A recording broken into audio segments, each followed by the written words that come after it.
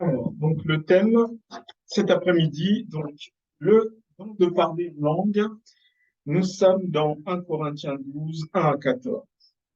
Pour ce qui concerne les dons spirituels, je ne veux pas, frère, que vous soyez dans l'ignorance. Vous savez que lorsque vous étiez païen, vous vous laissiez entraîner vers les idoles muettes, selon que vous étiez conduits.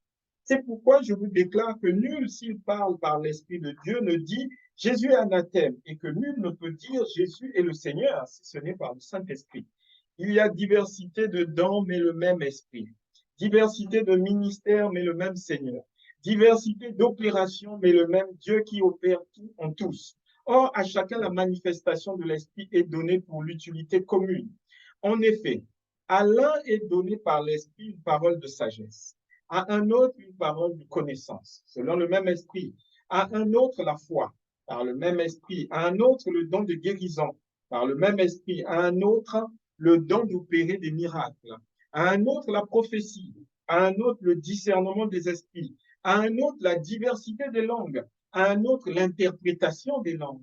Un seul et même esprit opère toutes ces choses, les distribuant à chacun en particulier comme il veut.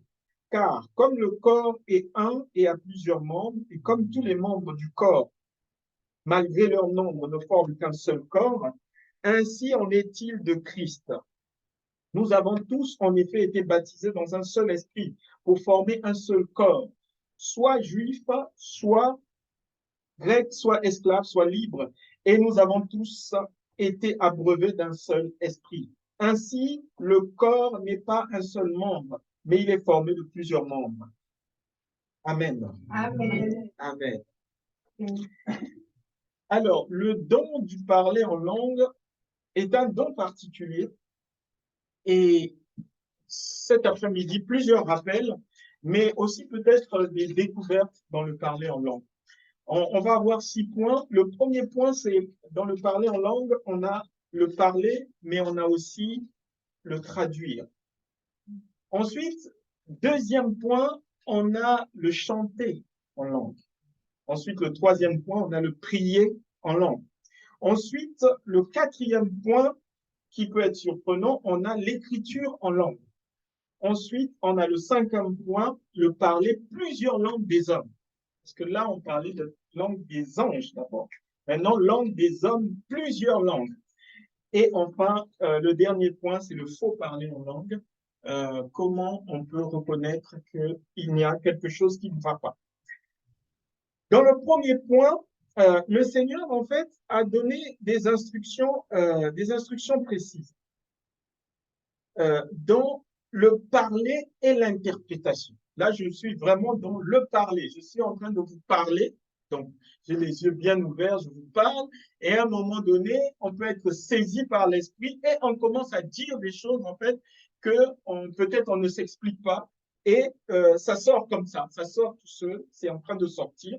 Et dans 1 Corinthiens 14, le Seigneur va nous faire une petite précision sur le parler en langue. Parce que justement, lorsque nous sommes dans 1 Corinthiens 14, à partir du verset 16, on va prendre à partir du verset 16, 1 Corinthiens 14, 16, il est écrit, autrement, si tu rends grâce par l'Esprit, comment celui qui est dans les rangs, je vais remonter plus haut, c'est pour bien comprendre, je vais commencer au premier. 1 Corinthiens 14, depuis le premier. Recherchez la charité, aspirez aux dons spirituels, mais surtout à celui de prophétie. En effet, celui qui parle en langue ne parle pas aux hommes mais à Dieu, car personne ne le comprend, et c'est en esprit qu'il dit des mystères. Celui qui prophétise, au contraire, parle aux hommes, les édifie, les exhorte, les console. Celui qui parle en langue s'édifie lui-même. Celui qui prophétise édifie l'Église. Je désire que vous parliez tous en langue, mais encore plus que vous prophétisiez. Celui qui prophétise est plus grand que celui qui parle en langue, à moins que ce dernier n'interprète, pour que l'Église en reçoive l'édification. Et maintenant, frères, De quelle utilité vous serais-je si je venais à vous parlant en langue et si je ne vous parlais pas par la révélation, par la connaissance ou par la prophétie ou par doctrine? Si les objets inanimés qui rendent un son comme une flûte ou une harpe ne rendent pas de son distinct, comment reconnaîtra-t-on ce qui est joué sur la flûte ou sur la harpe? Et si la trompette rend un son confus, qui se préparera au combat? De même, vous, si par la langue, vous ne donnez pas une parole distincte, comment saura-t-on ce que vous dites? Car vous parlerez en l'air. Quelque nombreuses que puissent être dans le monde des diverses langues, il n'en est aucune qui ne soit une langue intelligible. Si donc je ne connais pas le sens de la langue, je serai barbare pour celui qui parle, et celui qui parle sera un barbare pour moi. De même, vous, puisque vous aspirez aux dons spirituels, que ce soit pour l'édification de l'Église, que vous cherchez à en posséder abondamment, c'est pourquoi que celui qui parle en langue prie pour avoir le don d'interpréter. Car si je prie en langue, mon esprit est en prière, mais mon intelligence demeure stérile. Que faire donc? Je prierai par l'esprit, mais je prierai avec l'intelligence. Je chanterai par l'esprit, mais je chanterai aussi avec l'intelligence. Autrement, si je rends grâce par l'esprit, comment celui qui est dans les rangs de l'homme du peuple répondra-t-il Amen à ton action de grâce, puisqu'il ne sait pas ce que tu dis? Tu rends, il est vrai, d'excellentes actions de grâce, mais l'autre n'est pas édifié. Je rends grâce à Dieu de ce que je parle en langue plus que vous tous. Mais dans l'Église, j'aime mieux dire 5 paroles avec mon intelligence afin d'instruire aussi les autres que 10 000 paroles en langue. Frères, ne soyez pas des enfants sous le rapport du jugement, mais pour la malice, soyez enfants, et à l'égard du jugement, soyez des hommes faits. Amen. Amen. Alors, du coup, on voit en fait dans ce texte, en fait, comment le Seigneur, en fait, va expliquer ici à travers l'apôtre Paul qui va aller en profondeur dans ce don que l'Éternel a donné aux hommes, parce que vous vous tournez dans Genèse, lorsque le Seigneur a voulu disperser les hommes qui étaient autour de Babel, il a introduit la multiplication des langues, c'est-à-dire que les gens qui se côtoient, il y avait une seule langue. Mais au moment où ils ont construit Babel, parce qu'en fait, l'homme ne comprend pas ce que Dieu lui envoie comme vocation. Il lui dit de dominer la terre dans le sens horizontal. L'homme veut dominer la terre dans le sens vertical. Or, le vertical, c'est Dieu. Et du coup, quand ils ont commencé à construire la tour de Babel, en fait, ils ne dominaient plus la terre. Donc, le Seigneur leur a envoyé une multitude de langues et donc, ils se sont regroupés par personnes qui comprenaient la même langue, en fait. Et c'est comme ça qu'en fait, ils se sont séparés pour aller multiplier la terre. Parce qu'il faut que Dieu parle 2 fois. Nous, quand on parle une fois, on ne comprend pas. C'est ça qu'on a mis 2 oreilles, d'ailleurs.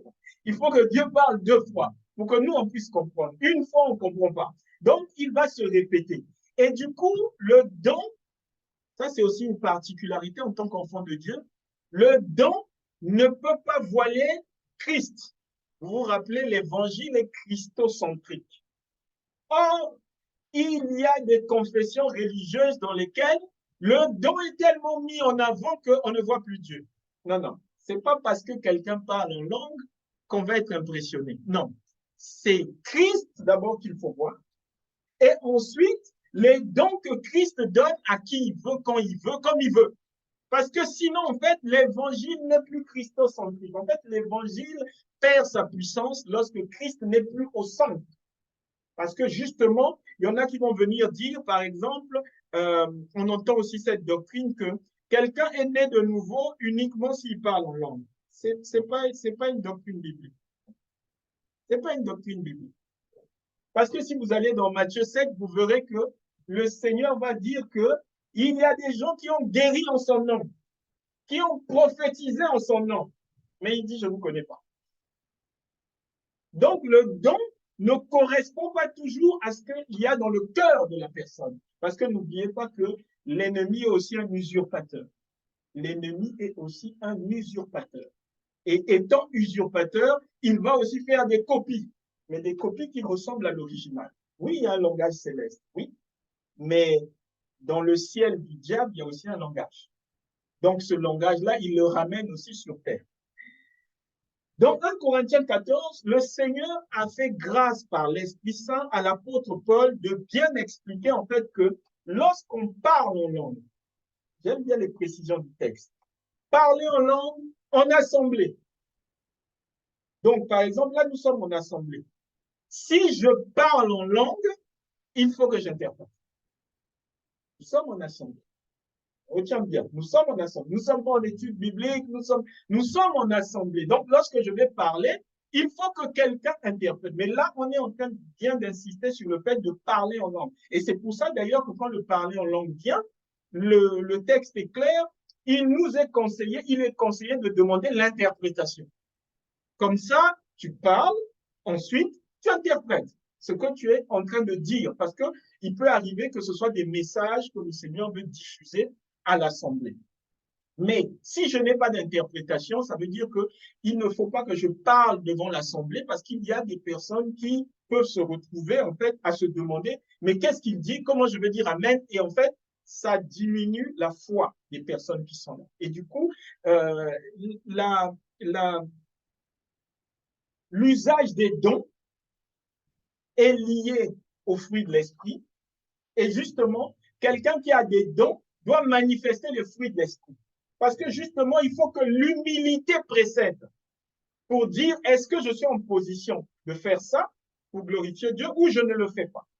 Et du coup, il est demandé ici d'interpréter en assemblée.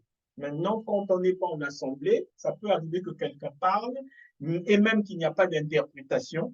Nous ne sommes pas en plein culte, la personne peut parler. Mais remarquez une chose, deuxième point, c'est que lorsque nous avons lu 1 Corinthiens 14, il dit bien que nous pouvons chanter par l'esprit. Donc ça, vous avez déjà dû entendre ça. C'est récent d'ailleurs pour les chantres. Il y a quelques années, il y avait très peu de chantres qui osaient chanter qui osaient chanter en langue. Aujourd'hui, on entend quelques chantres quand même chanter en langue parce que justement, on peut chanter en langue. Et là, le texte ne nous dit pas qu'il faut donner l'interprétation de ce qu'on chante. Vous voyez la nuance. Lorsque je parle, lorsque je chante, c'est pas la même chose. Je suis en train de, si je reçois l'inspiration du Saint-Esprit pour commencer à émettre un chant inaudible que personne ne comprend, j'ai le droit de chanter. Mais par contre, de parler, quand je parle à l'Assemblée, attention, là, je dois avoir l'interprétation. Donc, du coup, quand vous voyez, par exemple, hier soir, ce matin, pendant la prière, nous avons lu Acte 16, on voit Paul et Silas en train de chanter, et les murs de la prison tombent. On peut se poser la question, mais est-ce qu'ils chantaient en langue ou est-ce qu'ils chantaient de façon audible que les gens comprenaient ce qu'ils disaient? Parce que justement, une particularité dans le chanter en langue, souvent, si vous chantez beaucoup de louanges, à un moment ou à un autre, vous allez chanter en langue. Comme l'ont fait David, comme l'ont fait toutes ces personnes, en fait, à force de chanter des louanges à Dieu, il y a une connexion qui se produit avec le monde céleste. Parce que vous savez que les anges adorent 24 heures sur 24. Donc, quand je chante, je suis en train de monter. Au fur et à mesure, je suis en train de monter. Et à un moment donné, l'esprit vient pour me mettre en connexion avec les éléments célestes. Et du coup, je chante comme les anges. Et c'est à ce moment-là, voilà, que vous allez peut-être émettre des sons que vous ne comprenez pas. Ça peut être surprenant. Vous ne comprenez pas, mais c'est la connexion avec le monde spirituel, c'est-à-dire que c'est la connexion avec le trône de Dieu. Et du coup, ce sont des chants qui glorifient le Seigneur. Maintenant, c'est toujours lui, vraiment, l'apôtre Pierre disait, quand l'apôtre Paul écrit, mes bien-aimés, ça peut paraître parfois difficile ce qu'il écrit, mais il faut demander à l'Esprit de vous conduire parce que dans le 1 Corinthiens 14, verset 15, on a des particularités parce qu'il a dit que faire donc? Je prierai par l'Esprit, mais je prierai aussi par l'intelligence. Je chanterai par l'Esprit, mais je chanterai aussi avec intelligence. Donc, l'apôtre Paul chantait par l'Esprit, donc chantait en langue, mais il chantait aussi avec la langue des hommes. Mais à un moment donné, il dit lui-même, je prierai par l'Esprit. Ça veut dire qu'il prie en langue, mais à un moment donné, il redescend pour prier avec la langue des hommes. Et donc la prière, ça c'est aussi une particularité.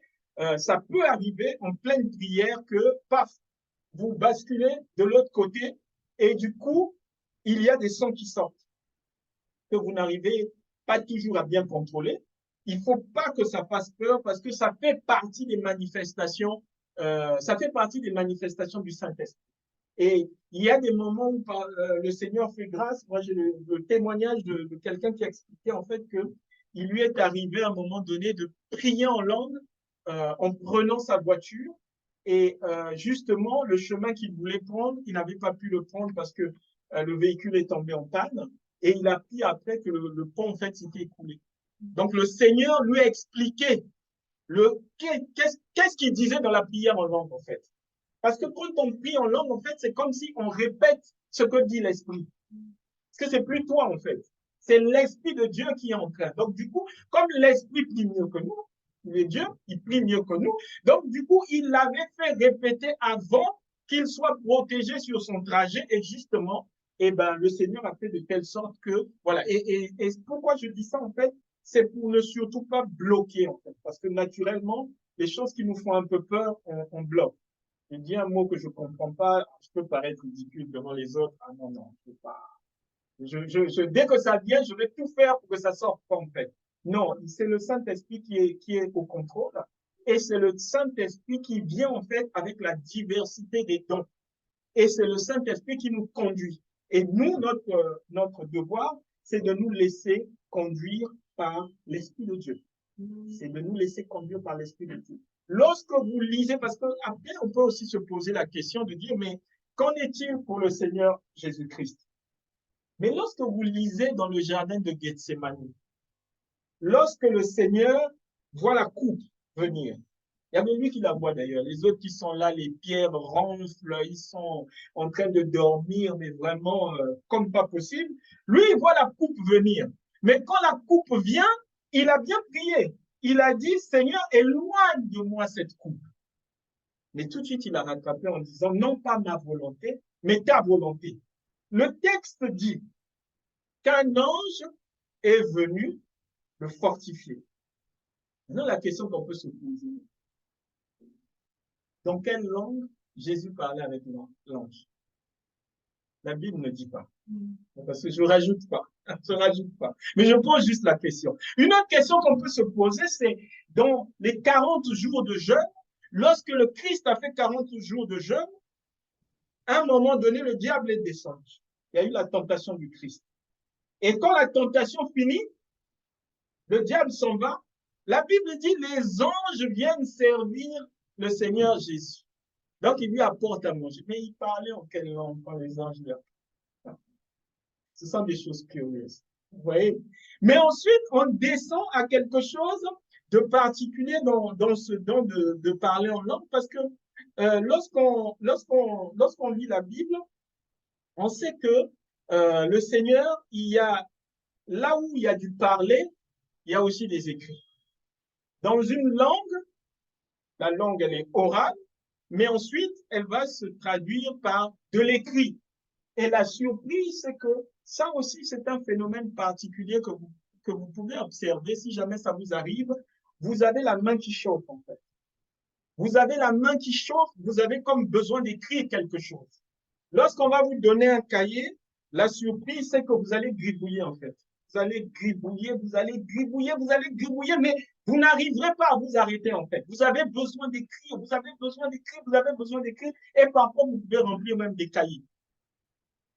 La grâce, c'est que la solution est dans 1 Corinthiens 14.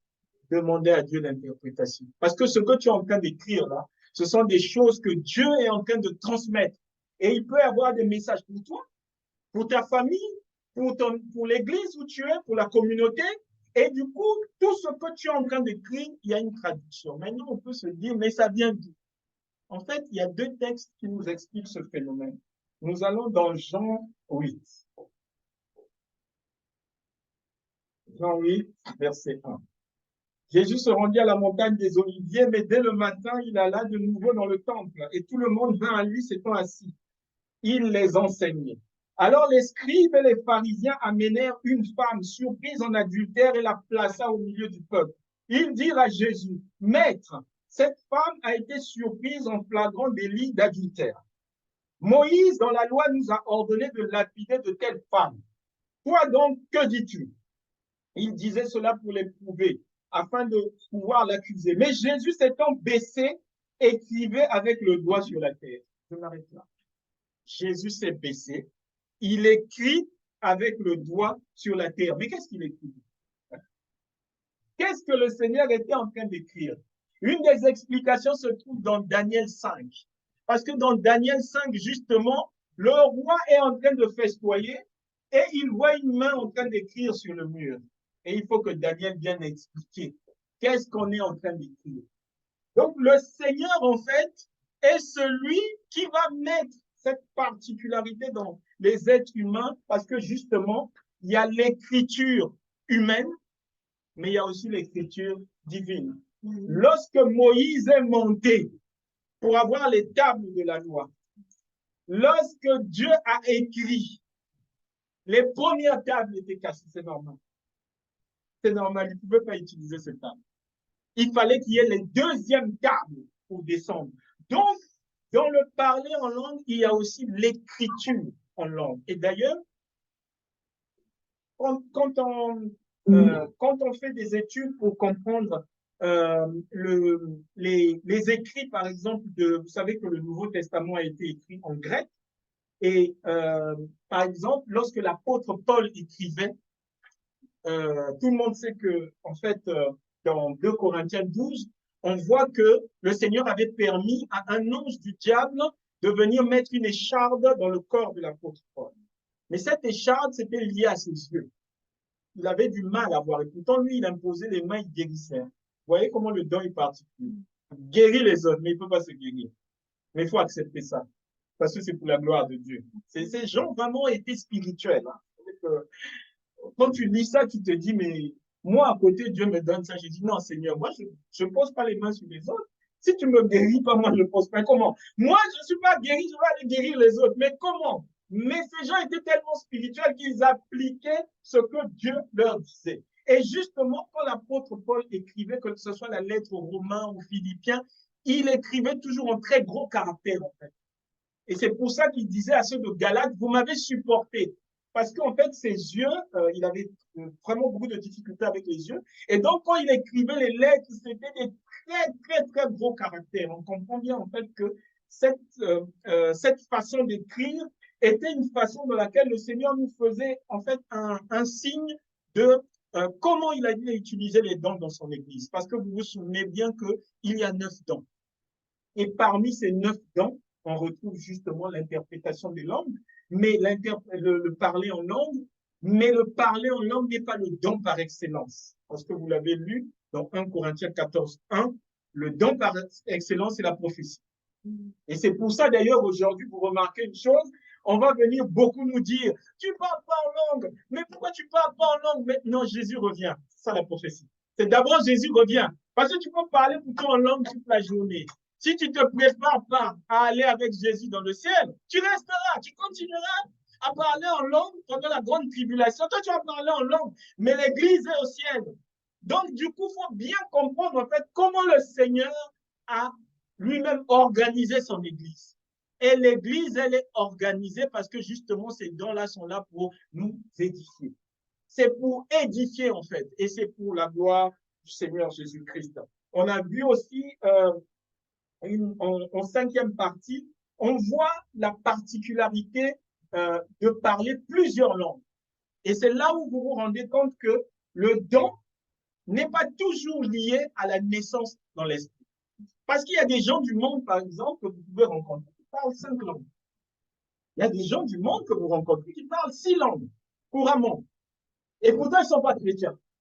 Et pourtant, ils ne sont pas chrétiens. Vous voyez comment on dissocie pour bien comprendre c'est quoi le don, c'est quoi les manifestations de l'esprit. Parce que c'est deux choses qui sont différentes. Dans Acte 2, vous connaissez ce texte, Lorsque les apôtres et les 120 qui étaient dans la chambre haute, d'ailleurs, merci Seigneur, on est au 3e étage. Amen. Il est bon. Donc, c'est sûr que les dons vont se développer selon sa volonté. Lorsque les apôtres et les personnes qui étaient là ont commencé à parler les langues des Juifs qui venaient d'autres horizons, des Juifs qui parlaient arabe, des Juifs qui parlaient crétois, des Juifs qui parlaient grec, et pourtant ce sont des gens qui, à la base, n'avaient pas étudié ces langues. Ceux qui étaient là étaient stupéfaits. C'est pour ça qu'au début, les détracteurs ont dit, ils ont bu. Et c'est l'apôtre Pierre qui va prendre la parole pour dire, non, ils n'ont pas bu. Ils n'ont pas bu. Pourquoi? Parce que c'est la prophétie de Joël 2 qui se réalise. Le Seigneur avait déjà dit dans Joël 2, vos fils et vos filles prophétiseront, vos vieillards auront des songes. Et juste avant, il a dit, je te ferai rattraper toutes les années que le gazan t'a pris. Ça aussi, il faut qu'on voit ça à un moment donné. Parce que le diable nous a pris des années, mais le Seigneur nous les fait rattraper. Et du coup, les prophéties qu'il va y avoir dans la chambre haute, pendant la Pentecôte, ce sont des prophéties en fait que déjà l'ancienne alliance en parlait. Et lorsque ça va arriver, ils vont avoir la capacité de parler des langues qu'ils n'ont jamais étudiées. Ils n'ont jamais étudié ces langues et c'est vraiment impressionnant. Je me souviens quand j'étais en classe de 4e, c'était très surprenant. Il y avait une jeune fille qui était là. On nous disait que cette fille avait des troubles mentaux et elle était avec nous. Ce qui était surprenant, c'est elle avait des mauvaises notes en anglais. Et un jour, elle a commencé à parler anglais couramment. Je n'en revenais pas parce qu'à un moment donné, on la regardait, on se disait, mais nous aussi, mais si on pouvait parler, elle parlait couramment anglais. Quelqu'un qui n'arrivait même pas à avoir un 5 sur 20 en anglais, parlait couramment anglais. Et bien sûr, du jour au lendemain, elle ne parlait pas. On voit bien la particularité que Dieu opère, en fait. À un certain moment, ma grand-mère témoignait qu'il y avait des Suédois qui étaient allés coloniser au Congo-Brazzaville. Et lorsque ces Suédois sont arrivés, pour les langues locales, ils prenaient des interprètes. Mais à un moment donné, ceux-là qui étaient venus avec le vrai évangile, parce que pendant la colonisation, il y avait quelques personnes qui se présentaient aussi avec le faux évangile pour dominer les peuples qui sont là, payer les impôts, c'est normal et tout ça. Non, ceux-là venaient vraiment présenter Jésus. Et à un moment donné, ils ont commencé à chanter. Et lorsqu'ils chantaient, ce qui était surprenant, c'est que les Suédois parlaient la langue maternelle de ma mère, couramment. Et quand ils parlaient cette langue, en fait, ils expliquaient les exploits de Jésus dans la Bible. Et c'est comme ça que les gens commençaient à se convertir. Mon grand-père qui était pasteur, par exemple, ça fait partie de l'objet de sa conversion. Parce que justement, il a entendu, c'est la manifestation de la gloire de Dieu, il a entendu des gens qui ne pouvaient pas connaître cette langue, sa langue à lui, mais lui parler de Jésus dans sa langue. Et ça se produit souvent, ce phénomène-là, pour vous donner un petit critère, ça se produit souvent dans l'évangélisation. Il peut arriver que vous allez évangéliser des personnes qui ne parlent pas français et qu'à un moment donné, vous êtes en train de prier ou de chanter la gloire de Dieu. Le Seigneur peut délier le langage pour parler le langage de la personne pour qu'elle comprenne en fait. C'est comme la guérison aussi, ça arrive des fois lorsqu'on évangélise, d'imposer les mains, il y a une guérison. Parce que justement, il faut que ça se diffuse et il faut que le Seigneur montre toute sa puissance. Maintenant, je termine juste par le faux parler en langue. Nous sommes dans Matthieu 7. Dans Matthieu 7, on voit, parce que le Seigneur nous a prévenus. Matthieu 7, verset 16 à 20, le Seigneur nous a bien dit que c'est pas parce que quelqu'un vient et te dit j'ai des dons que toi tu dis ah oui, c'est mon frère, il est chrétien. Non, non, non, non. Dans le christianisme, ça marche pas comme ça. C'est-à-dire que justement, quand quelqu'un te dit qu'il est chrétien, tu dois savoir utiliser Matthieu 7 en disant 50% vrai, 50% faux. C'est pas dès que je vois qu'il y a quelqu'un qui se présente à moi en disant je suis chrétien, ah c'est un frère, non, non, non, non, non. La Bible nous dit bien, il y aura des faux frères, faux prophètes. Donc, tu ne vas pas regarder le don. Et justement, c'est là où le Seigneur nous ramène dans Galates 5. tu vas repartir vers les fruits de l'esprit. C'est-à-dire que si c'est un frère, si c'est une sœur, comment se comporte-t-elle? Quel est son comportement? Quels sont les fruits qu'elle manifeste? Parce que justement, dans le don que tu as, tu dois manifester les fruits de l'esprit. Sinon, je viens, je parle en langue et le soir même, je prends mon whisky, je vais appeler la sœur que j'ai vue à l'église pour lui dire, ah, comment tu es mariée? Mais même si tu es mariée, c'est pas grave, c'est pas grave, c'est pas grave. Faut qu'on discute. Faut qu'on discute, ma sœur. Celui-là a parlé en langue le matin, mais non. Mais non. Mais non. Il n'est pas chrétien, c'est un païen. Faites très attention, le terme de chrétien n'est pas une étiquette. C'est pas quelque chose qui dit, voilà, c'est mon passeport, je suis comme ça. Non. Le chrétien, c'est par les fruits, ce qu'il manifeste, qu'on reconnaît. Et c'est pour ça que dans les églises, on retrouve beaucoup de païens, notamment dans les responsables. Quand quelqu'un se comporte mal, ça veut dire qu'il n'a pas encore reçu Christ. Il n'a pas encore reçu Christ, mais la surprise, c'est qu'il peut venir prêcher les profondeurs de la parole. Vous dites, comment il connaît toutes ces choses? Mais c'est un païen. Oui, Dieu fait ce qu'il veut comme il veut, mais c'est à nous d'avoir le discernement.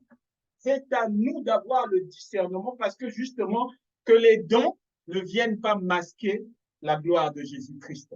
Parce que l'objectif de tout ça, c'est de manifester la gloire de Jésus-Christ. L'objectif de tout ce que le Seigneur a donné à son épouse qui s'appelle l'Église, c'est qu'on puisse le voir, lui, l'époux. Et du coup, tous les dons sont là pour édifier et que toute la gloire revienne au Seigneur Jésus-Christ. S'il y a des personnes qui regardent cette prédication et qui veulent justement donner leur vie à Jésus-Christ, vous pouvez prendre contact avec les hommes de Dieu qui sont à côté de chez vous ou sinon avec notre église, l'église de Marne-la-Vallée. Que le Seigneur vous bénisse. Il est grand, il est merveilleux. Merci Seigneur. Amen. Amen, amen, amen. Amen. Amen. Merci Seigneur.